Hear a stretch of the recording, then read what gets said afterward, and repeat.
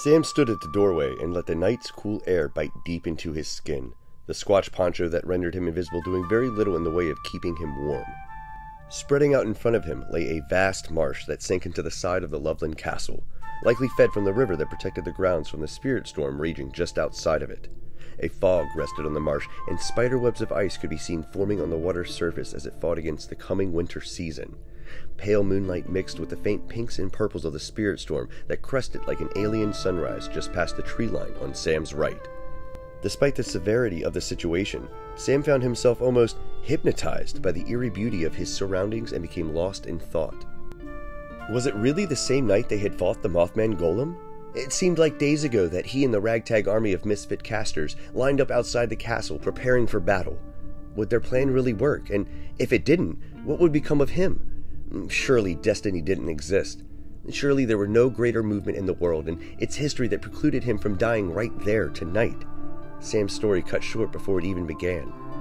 This wasn't some legend from days past, and Sam became all too aware of his mortality. Sam was just a kid, and he was scared. These thoughts were abruptly interrupted by a small falling stone that hit Sam on the top of his head.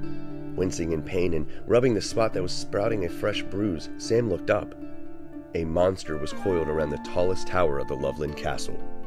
Almost 50 feet long and covered in deep green scales, the beastie looked almost like a dragon out of a fairy tale. The moonlight and spirit storm's aura danced brilliantly on the beastie's scaled hide, stopping just short of a sharper orange spilling out of its forehead. Squinting to get a better look despite his mounting fear, Sam recognized a sigil embedded, no, cut, shallowly into the beastie's flesh that sat in between two melon-sized glazed-over eyes. It had been contracted by someone or something, and given the strength of the pulsing orange aura, the caster had to be nearby. Above it, the same Mothman Golem Sam had fought earlier flapped its wings and screeched to no avail, a mere shadow of the terror it had created before that night, before Sam and the other casters shattered its illusion. The beastie, no longer fearing it, ignored the false Mothman. After a brief moment, Sam finally recognized the beastie wrapped around the castle's tower. It was the Crosswick monster, native to the swamps of Ohio. If only he had brought his cryptid cam with him. On second thought, maybe a flashing camera wouldn't be the best thing right now, Sam thought with a disappointed curiosity that somewhat mismatched the current danger he was in. The Crosswick monster had made the news in Unity City's The Caster Corner several years after the veil had shattered for scaring more than a few unknowing tourists before suddenly disappearing roughly 3 years ago. It hadn't been seen since, but beastie experts at Lexington's tower believed with certainty that it had been contracted by a mysterious caster. Quite the feat given how powerful the beastie was assumed to be. After all, there had been many failed attempts by decorated casters to bring it under contract. The Crosswick monster dug its claws deep into stone and cropped the base of the entryway where Sam stood with another flurry of stones and dust. The dust will make me visible, Sam thought in a panic, and let out a slight eep as he quickly shook loose the rubble from the squatch poncho and his hair. Looking up, Sam saw to his horror that the Crosswick monster was gazing down at him with its blind, milky eyes. It bathed Sam in orange light that radiated from its sigil like a grotesque third evil eye. Had Sam been too loud shaking off the dust, or maybe it was when he opened the door? It was impossible to tell if the damn beastie actually saw him because of how unfocused its eyes appeared in its contracted state, but Sam was paralyzed by fear nonetheless. The inside of the castle, just a foot away through the open oaken door, beckoned to him. He almost took one hesitant step in its direction before stopping short. A shadowy figure emerged on the castle's second highest tower, just below where the Crosswick monster was curled. The shadow lifted an object that had the outline of a staff, and a golden light began to shine from an orb just above it. The Mothman Golem distorted in midair, in a manner not too dissimilar from the black hole spell that had destroyed it earlier that evening, before being sucked downward into the glowing orb, reabsorbed by the caster that had contracted it. In the glowing warmth of the orb, Sam saw Love look down at the door where Sam was standing, not seeing, but seeing. Love smiled his amphibian smile. That was the signal. Sam had to move. The Crosswick monster roared and reared its way down towards Love, just as Sam began to slowly move into the marsh. The water came up to his knees, and he immediately began to shiver. Behind him, he heard several explosions and continuous roaring as Love shot off a series of fireworks that distracted the now dumbstruck Crosswick monster. Love couldn't directly attack another beastie, but he could certainly keep it busy long enough for Sam to execute his part of the plan. As the firework display added their wild colors to the light reflecting in the marsh's water, Sam moved as carefully as he could. It didn't matter if he was rendered invisible by Solomon's spell and the Squatch Poncho if he was heard sloshing through the water. Watching his steps would be of utmost importance. As he carefully maneuvered through the marsh, he vaguely noticed the checkered markings of an old parking lot. Its asphalt was cracked and living things poured out of it. Whatever cars had parked there must have been washed away long ago as the lot became flooded. Had people once visited Loveland Castle as some sort of tourist attraction? Even the concept of a tourist attraction seemed foreign to Sam now, a strange custom from a forgotten time.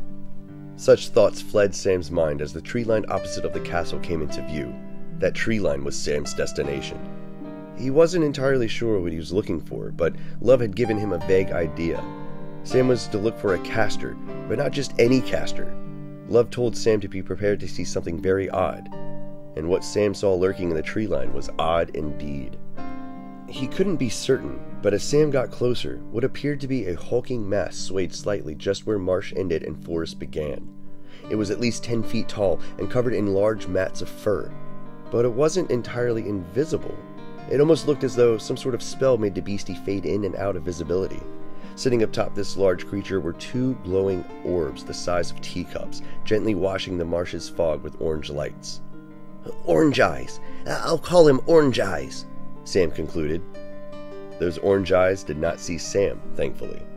Instead, they intently watched the colorful battle of exploding light and fire happening not 200 feet from where the beastie stood.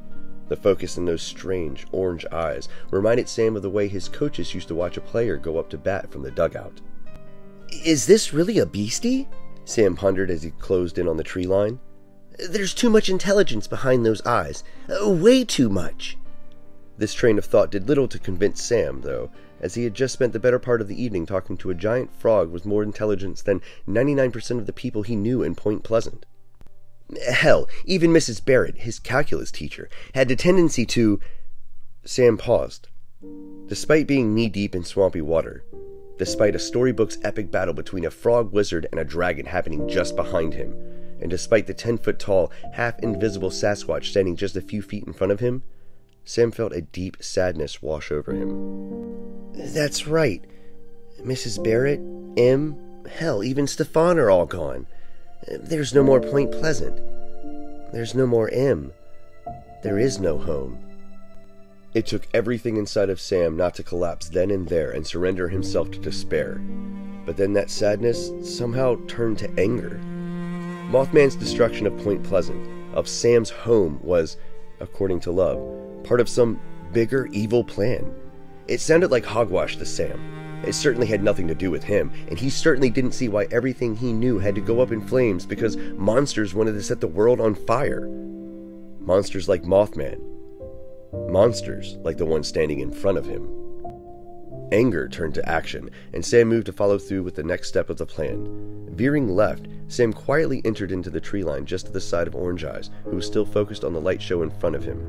As soon as he passed the tree line, Sam saw a shimmer distorting the air in front of Orange Eyes that stood just a few feet ahead of him, like a semi-permeable wall. "It's a veil!" Sam realized with astonishment. Orange Eyes was powerful enough not to just make himself invisible with his magical wall, but it likely shielded him from oncoming attacks. Much more powerful magic than the Squatch poncho he had wrapped around his shoulders. Now effectively behind the tree line and the veil shield, Sam took just a moment to fully absorb what Orange Eyes truly looked like. The invisibility granted by the veil shield had done a remarkable job at hiding just how hideous and smelly this beastie was. Towering over Sam, the smell radiating off its black, matted fur made Sam's eyes sting. The stench moved through the air like a liquid, and Sam found himself instinctively holding his breath to avoid the taste. Sam barely had a chance to process this before something strange caught his eye. Orange Eyes was holding an open, tree-bark-bound spellbook in a right hand the size of a frying pan. The spellbook's pages were made of leaves, flaking at their edges, and written on them were arcane symbols in a language Sam had never seen before. This wasn't the worst part, though.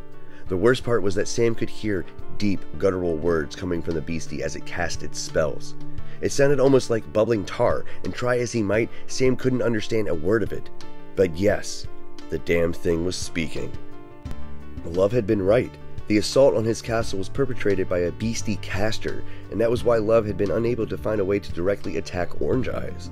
It was either a stroke of bad luck for Love, or someone knew enough about him to orchestrate such a coordinated attack. As Sam digested this, he only peripherally noticed that Orange Eyes' voice had shifted tone before going completely silent.